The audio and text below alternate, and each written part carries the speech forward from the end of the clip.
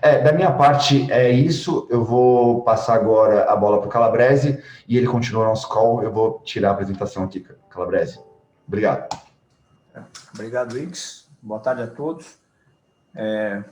Bom, vou só fazer a introdução em relação aos mercados, né? Acho que março foi o mês em que os mercados representaram bem o que o Ix está chamando de o excepcionalismo americano, né? Ou seja, os Estados Unidos vem numa conjunção naquele cenário de que ia ser um ano de convergência, em que o mundo ia deixar para trás a pandemia, ia conseguir voltar a crescer forte para compensar o que não cresceu ano passado, etc. Bom, os Estados Unidos está indo além, né? Eu acho que ele já começou o ano com os democratas assumindo o poder do Congresso inteiro. Rapidamente veio aí o pacote de estímulo, o primeiro pacote de estímulo que é assim, com o objetivo de ajudar ainda as pessoas que estão em casa, que estão aí sofrendo um pouco mais com a pandemia, mas na prática são mais 1,8 tri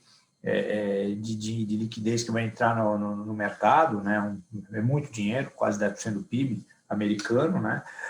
Depois, o processo de vacinação começou a ganhar tração muito rápido, né? Então, os Estados Unidos começou a vacinar bastante, o que leva à normalização da economia, a abertura da economia para um horizonte mais curto, né? E eu acho que quando essa economia normalizar com a poupança que foi gerada nas famílias, né? As famílias, elas, assim, economizaram muito nesse período, né? Não gastaram, e os caras lá, o consumo lá assim, é uma coisa muito forte, né? Na América, o preço das casas subiram muito, então lá isso faz parte da riqueza das famílias, né? Mercados de ações, que também tem sempre uma parte importante da poupança e investir de ações também subiu bastante. Então, eles estão com mais poupança e se sentindo mais ricos e presos a um ano. Então, eu acho assim, vai vir aí uma explosão de consumo, vai vir uma demanda muito forte, né? Então, assim, o que a gente está vendo aí é que o segundo trimestre nos Estados Unidos deve crescer mais que 10%, e no ano os Estados Unidos cresce acima de 7%, então, assim, é uma barbaridade, vai crescer o que a China normalmente cresce, né? E, portanto, acho que isso começou a se refletir no preço dos ativos, principalmente juros e câmbio. Então, toda aquela história do dólar fraco, que era o consenso no final do ano, porque você tinha mundo ganhando tração junto, com juros lá embaixo, mudou um pouco, né? Porque no final, Estados Unidos sim ganhou tração e vai crescer, e, portanto, os juros começou já a responder um pouco a isso, né? Um crescimento que vai ser muito forte e que pode até gerar alguma inflação, enquanto o resto, principalmente Europa e emergentes, ficando para trás, né? Principalmente a Europa, que está se embananando com essa história das vacinas, então a economia continua ainda fechada. Provavelmente você atrasa, mas vai ter um segundo semestre forte na Europa também.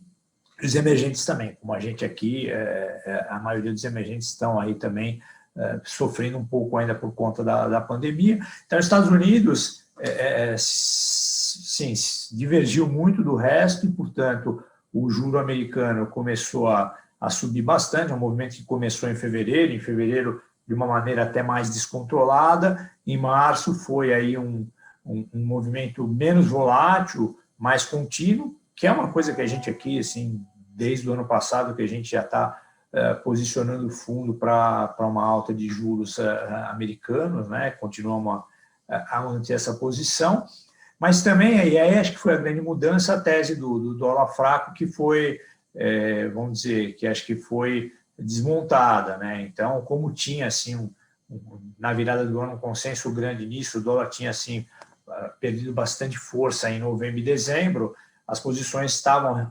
razoavelmente grandes contra o dólar, e eu acho que março foi o mês em que isso foi desmontado, tanto é que o dólar, assim, com raras exceções, bateu em praticamente todas as moedas, né? Bateu em emergente, bateu em G10, bateu em assim, low yield, high yield, foi assim, você tira duas ou três moedas que conseguiram se valorizar em relação ao dólar, o resto ele recuperou bastante do seu valor. Eu acho que a gente não vai entrar numa nova tendência de dólar, assim, uma grande tendência de alta. Eu acho que foi mais uma redução grande daquelas apostas no enfraquecimento do dólar. Então, acho que agora a gente continua a ter assim, movimentos um pouco mais de ups and downs, né? Acho que o mercado ainda continua volátil, mas eu vejo assim, inclusive a gente já está vendo algumas oportunidades em algumas moedas que acho que ficaram muito baratas e que, de novo, já dá acho que para fazer posição comprada em algumas moedas contra o dólar, né? Os juros também acho que ainda tem alguma coisa para subir, mas quando eu olho o 30 anos, 10 anos para trás, a média dele está aí em torno de 3%, com o Fed Funds baixo, alto e tal. Acho que, como ele está em torno de 2,30, eu acho que ainda tem alguma coisa para subir, mas acho que não vai chegar nos 3, pode ir até os 2,5, 2,60. Acho que, inclusive, isso atrai muito capital, não só por 30 anos, mas mais por 10 anos, né, de fora, o pessoal do Japão, que é louco por uma taxa de juros um pouco mais alta, se comprar o papel americano, swapar para ien, ou seja, faz redeado, consegue fazer um pick-up aí de 70 bases no investimento que eles fazem. O pessoal da Europa consegue fazer quase 1% de pick-up sem correr risco de moeda. Então, eu acho que até esse investidor estrangeiro vai acabar ajudando a que a taxa de juros aí não suba desenfreadamente, que isso sim poderia aí criar alguns problemas. Eu acho que isso não acontece. Por outro lado, então acho que foi isso, e bolsa, assim, com essa liquidez toda, com essa perspectiva de crescimento, Estados Unidos um pouco antes, Europa um pouco depois, mas acho que continua ainda sendo um ativo que performa, né? Não está barato, mas eu acho que assim, num ano de tanto crescimento, é natural que a Bolsa ela continue aí apresentando retorno positivo. E quando a gente vem para o Brasil, né, a situação é bem diferente, porque assim, o Ix acho que meio que já deu o pano de fundo da situação aqui, mas acho que principalmente a gente tem um problema de confiança muito grande, né? Confiança no governo, do ponto de vista assim, das decisões, às vezes não são nem decisões, mas da comunicação do governo. Então, ele citou aí o problema da Petro. Ontem mesmo tivemos ali o presidente falando que esse aumento de gás é absurdo. É um aumento muito forte, mas assim, a Petro aí está só meio que repassando o que o câmbio subiu no último ano. Então, você quer reclamar com alguém, reclama com o Banco Central, que deixou o juro negativo por muito tempo, perdeu o controle do câmbio, e agora a Petro só está tendo que, sim, atualizar os preços ali, mas o presidente fala tudo de uma maneira que, assim, para o mercado, acaba causando perturbações, né? Então, você teve isso, você teve esse problema do orçamento, que ainda não tá resolvido. Então, toda hora você tem esse negócio de fritar o ministro da Economia, que eu acho que, bem, ele teve os seus problemas de execução, etc., mas juntou tudo, juntou um pouco de desconhecimento da máquina, ter que conhecer tudo para poder esperar uma execução melhor. Teve o problema da pandemia, teve o problema do presidente, que muitas das coisas que o ministro queria fazer, o presidente não concordou. Então, eu acho que assim, ele é mais criticado do que deveria, né? Acho que está lá quase hoje como uma missão patriótica de segurar. Assim, você tem pressão por gasto de todos os lados e o pessoal da área econômica tentando segurar, né? Então, por que eu estou falando, assim, voltando a esse ponto? Porque isso acaba gerando uma assimetria assim, negativa para o Brasil, né? Assim, quando você tem notícias boas, as reações são tímidas, né? E tivemos várias, né? Tivemos a aprovação da independência do Banco Central, a lei do saneamento, que é uma coisa transformacional, várias outras MPs que eles foram aí aprovando, que vão no sentido da boa agenda, né? Mas, ao mesmo tempo, quando você tem más notícias, dada a nossa situação fiscal muito frágil, eu acho que isso causa uma preocupação maior no mercado, né? E qual o problema do fiscal tão grande? Que todo esse financiamento é feito com o dinheiro dos investidores, com o dinheiro dos fundos de renda fixa, os multimercados, é daí que sai o dinheiro para financiar a dívida. E, assim, fazem 3 meses que o Tesouro vende dívida, quem compra a dívida perde dinheiro, porque a taxa de juros só abre, né? Então, quer dizer, você dizer que vai gastar mais significa que você vai emitir mais dívida, você vai ter que vender mais dívida para o mercado, e precisa ver se o mercado, né, até que ponto o mercado vai continuar com essa brincadeira em que ele compra o papel a um certo juros, o juro sobe, a semana que vem o juro está mais alto e o Tesouro vende mais, então você fica... E isso um pouco explica o fato da gente ter em 3 meses visto a curva subir aí 250 pontos, né, 2,5%, provavelmente a curva mais inclinada do mundo.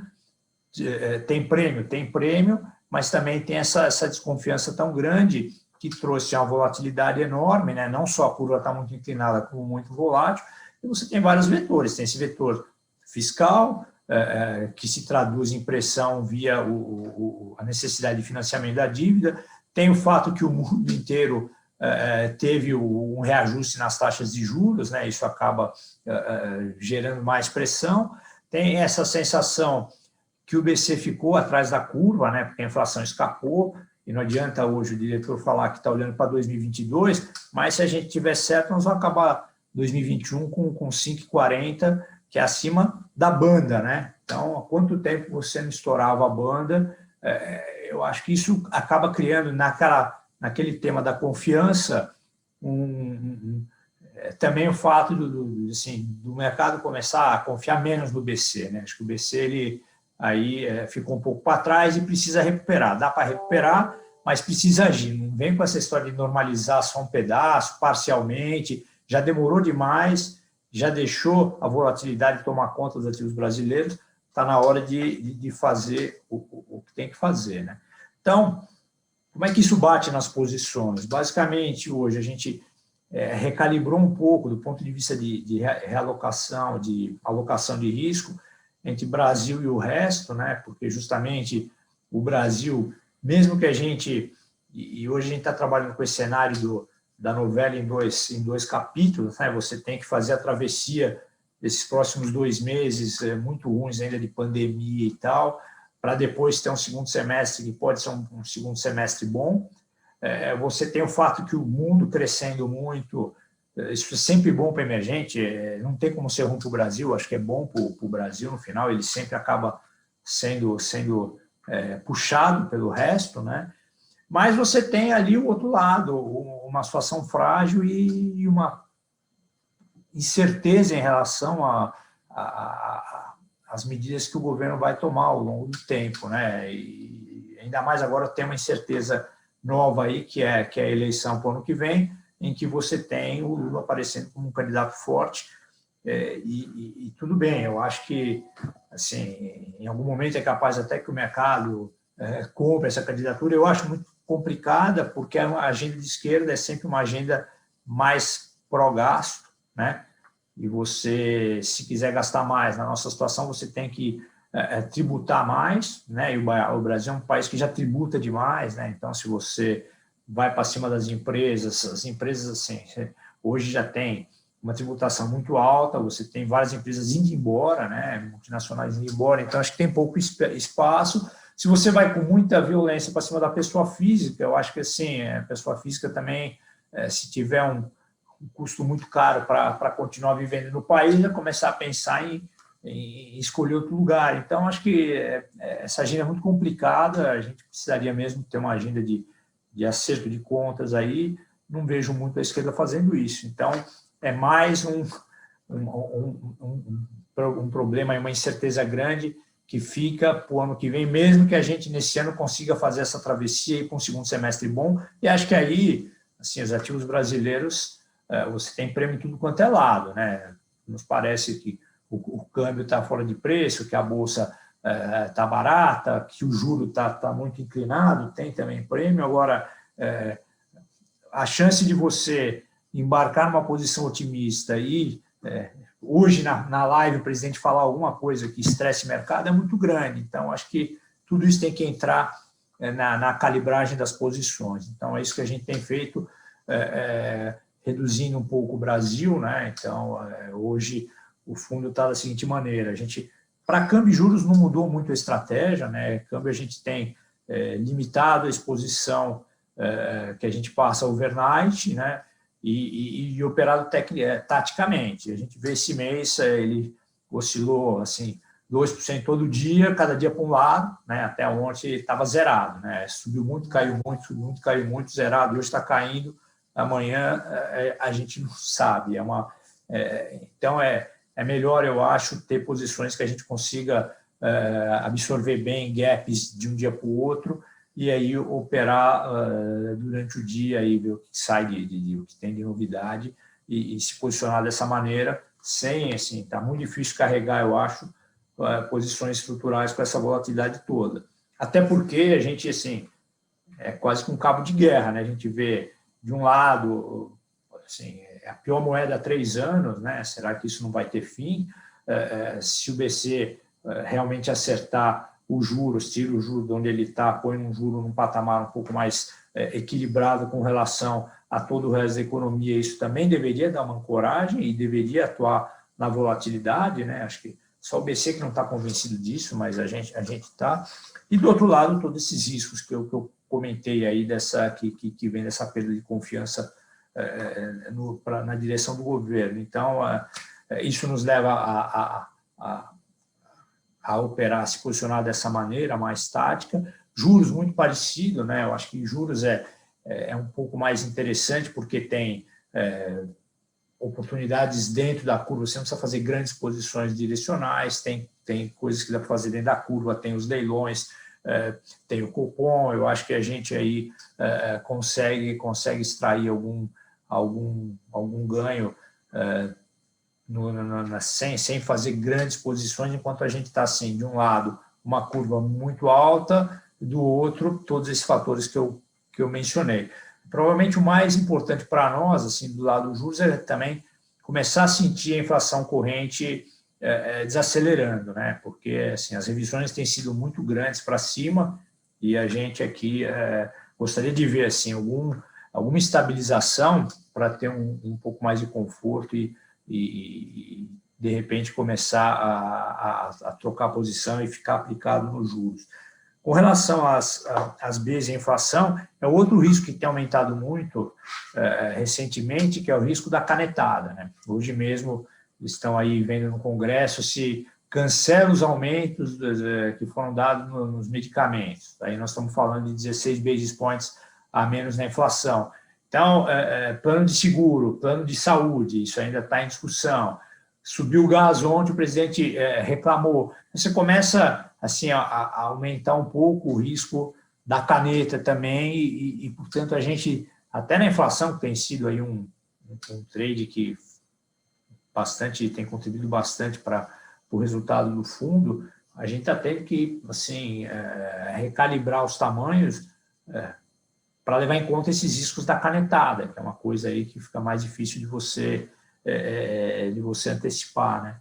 E cupom cambial, essa sim tem sido, fazia tempo que a gente não encontrava uma oportunidade tão boa como se encontrou esse ano, né? Eu venho comentando já dessa posição em que a curva aqui ficou muito baixa e flat, versus uma curva lá fora que tem um shape normal de inclinação, e quando a gente faz essa comparação, né, o spread que a gente tem na nossa curva aqui contra o spread da curva em LIBOR lá fora, a gente, assim, veio para níveis muito abaixo do histórico, né?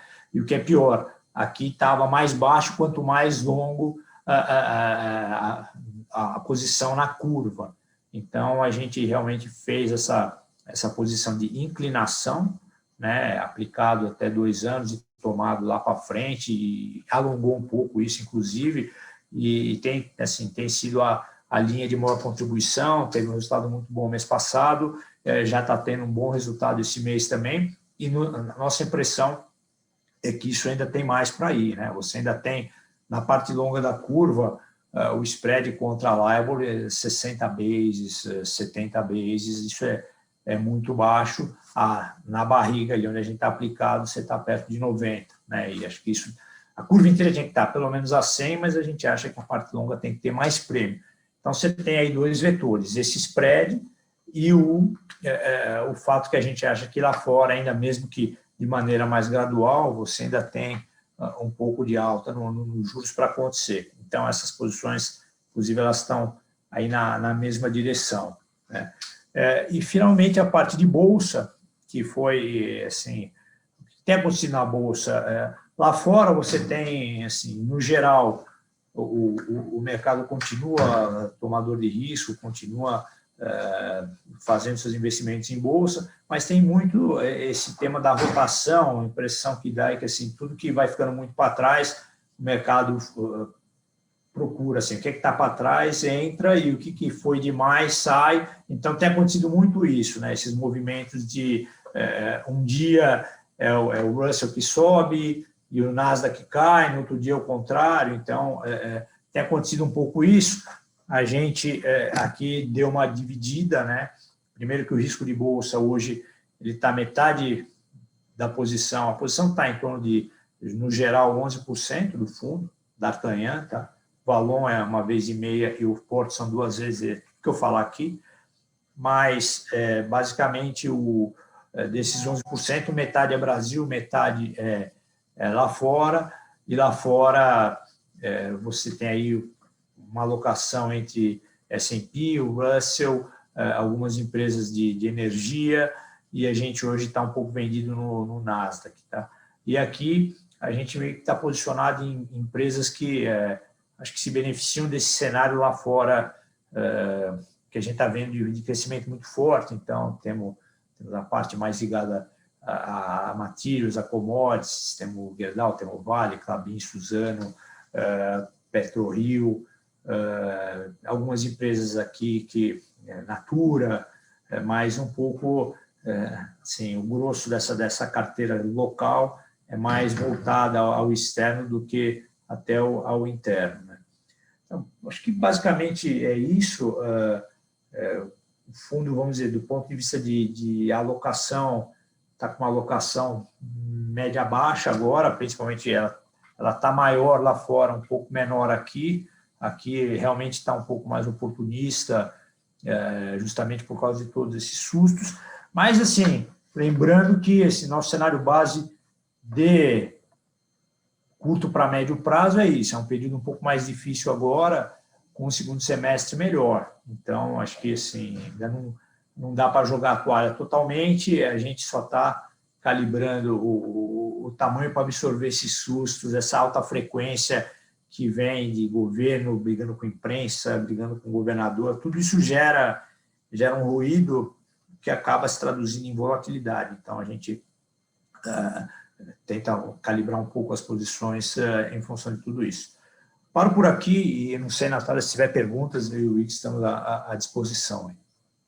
Obrigada, Calabrese. Obrigado, Ix. Bom, lembrando que as perguntas podem ser enviadas via chat, via Q&A. A gente tem, sim, algumas perguntas. Essas primeiras eu vou direcionar, então, aqui para o Ix.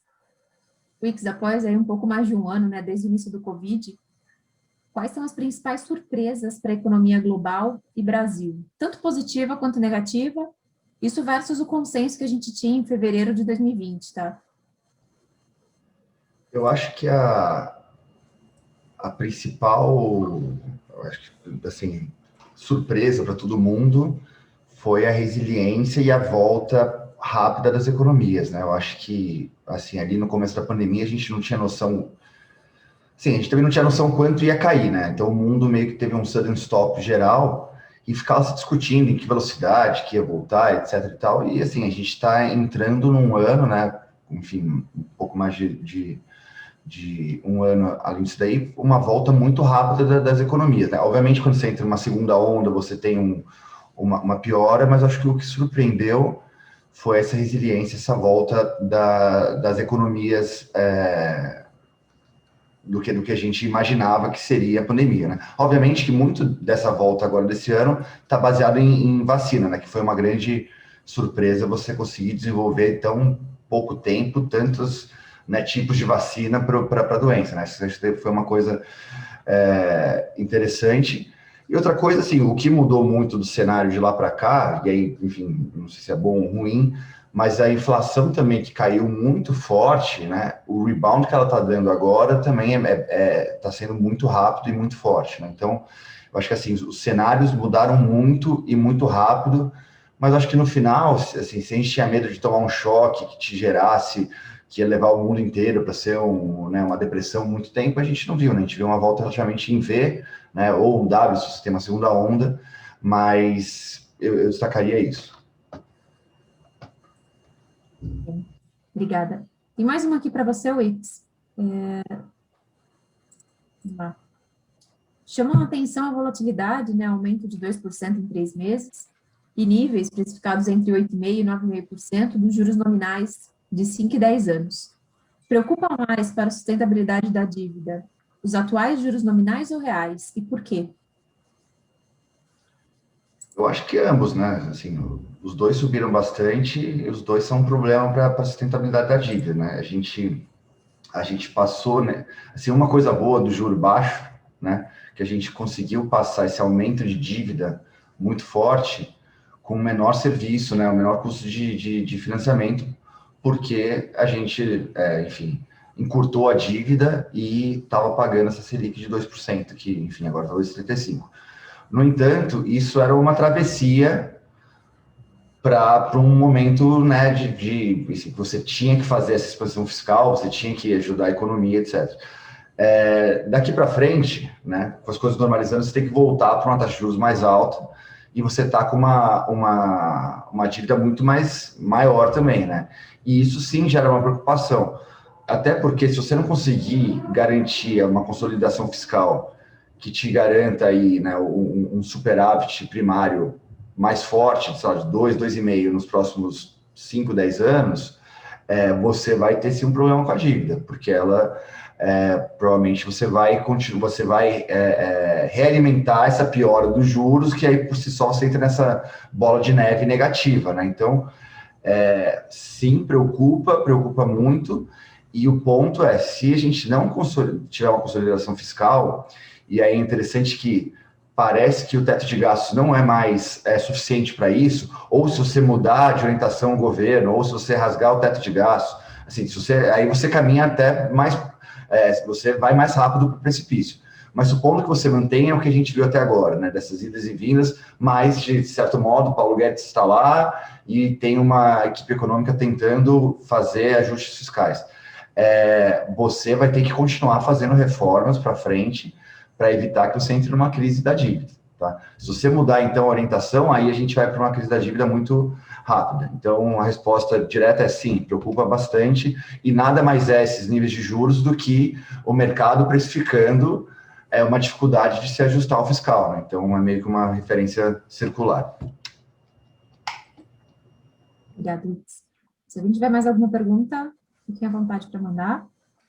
Eu tenho mais uma pergunta aqui, essa eu vou direcionar para o Calabrese. Calabrese, vocês têm usado muita estrutura com opções para administrar esse cenário mais turbulento no Brasil? Se sim, poderia dar alguns exemplos? A gente usa sim, a gente procura usar mais opções em mercados que são um pouco mais voláteis, né? Então, a gente tem usado muita opção na parte de commodities, né? Tanto petróleo como cobre, as nossas posições foram todas feitas via opções, e aí você administra isso usando os futuros também. A gente usa a estrutura de opções para a Bolsa, e aí menos para o índice, mas a gente usa bastante para single stocks. Na parte de juros, a gente tem usado esse último cupom aí, foi interessante, já com essa opção nova de decisão do cupom, né? E câmbio a gente usa também, mas câmbio o dólar real a gente usa menos, né? Lá fora, com moedas, assim, o grosso do que a gente faz em moedas é com opções, né? Então, para responder, sim, usamos praticamente em todos os ativos mais voláteis. Bom, a gente já está chegando aqui no nosso tempo final, mas acho que dá tempo de fazer a última pergunta. Calabrese, sobre Bolsa. Quais os setores que a gente está mais otimista com a Bolsa local? Né? Bom, no caso da Bolsa, assim, diria que a carteira ela tem uma parte ligada ao cenário que a gente tem de crescimento global, né? Como eu falei, então aí você pega a parte mais ligada a commodities, a mining, e aí onde entra Vale, onde entra Klabin, onde entra Suzano, onde entra Gerdau. Você tem alguns casos específicos, por exemplo, não que a gente assim ache que é um setor que é um setor que já está um pouquinho caro, mas no caso de Hapvida, por exemplo, né, que está no meio de um processo de M&A que eu acho que tem assim muito upside quando as sinergias são levadas em conta. A gente comprou Redditor no IPO, é uma posição que a gente está segurando, gosta da empresa.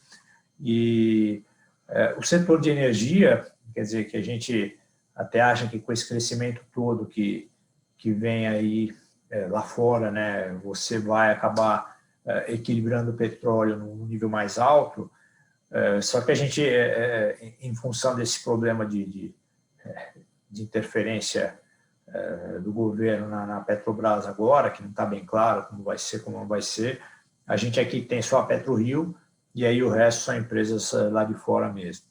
E tem algumas empresas do varejo que a gente gosta, né? Então, a gente tem posições em Natura, em Magazine Luiza, em Mercado Livre. É isso. Obrigada, Calabrese. Bom, está dando aqui o nosso horário. Lembrando que a gente vai deixar essa gravação, né, desse webinar disponível no canal do YouTube da Gard. Se alguém quiser receber a apresentação que o Wix fez, basta pedir para a gente por e-mail também, tá? A gente concentra ali essas demandas no e-mail de clientes@gard.com.br e a gente fica à disposição. Bom, obrigada e boa tarde a todos.